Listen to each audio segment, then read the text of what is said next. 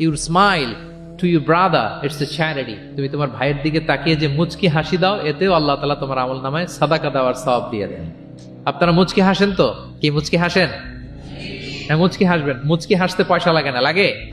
মুচকি হাসবেন। মুচকি হাসলে এটা সাদাকা দেওয়ার সমান সওয়াব। অলওয়েজ একটা স্মাইলি ফেসে থাকতেন প্রিয় নবীজি। ওনার চেহারা দেখলেই মানুষের মন ভালো হয়ে যেত। আল্লাহু আকবার। সাহাবাদের সাথে ওনার আচরণ কেমন ছিল, ডিলিংস কেমন ছিল? এক নম্বরে তিনি খুব কোমল আচরণ করতেন সাহাবাদের সাথে। কেউ যখন প্রিয় নবীজির সাথে কথা বলতো, ওই লোক কথা বলার সময় চোখ না ফেরালে প্রিয় নবীজি কখনো তার থেকে চেহারা ফেরাতেন না। মুসাফা করার সময় যিনি প্রিয় নবীজির সাথে মুসাফা করেছেন, ওই লোক হাত টেনে না নিলে প্রিয় নবীজি কখনো হাত টেনে নিতেন না। সুবহানাল্লাহ।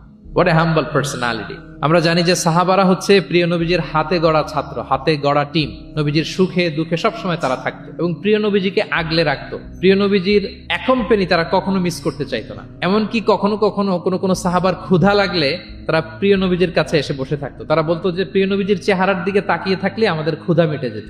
নবীজির নুরানি চেহারার দিকে তাকিয়ে থাকলে কি হতো? পেটের ক্ষুধা চলে যেত। যে আয়াত দিয়ে আমি শুরু করেছিলাম, ফাবিমা রাহমাতিম মিনাল্লাহি লিনতা লাহুম ওয়ালাউ কুনতা ফাদদান গালিযাল কলবি লানফাদ্দু মিন হাওলিক। নবী হে, আল্লাহর রহমতে আপনি কোমল হৃদয়ের অধিকারী হয়েছেন, এজন্য সবাই আপনাকে ঘিরে থাকতে চায়, আপনার পাশে থাকতে চায়। আপনি যদি কর্কশ ভাষী হতেন, কঠোর আচরণের অধিকারী হতেন, তাহলে এখন যেমনি আপনার সাহাবারা আপনাকে ঘিরে রাখে, সব সময় আপনার পাশে থাকতে চায়, তারা এমনটি আপনাকে ঘিরে রাখতো না। এবং আল্লাহ রাসূল সাল্লাল্লাহু আলাইহি ওয়াসাল্লামের চেহারায় সবসময় একটা স্মাইলিং ফেস থাকতো, অলওয়েজ স্মাইল। তিনি বলতেন, তাবাসসুমুকা ফি ওয়াজহি আখিকা সাদাকা।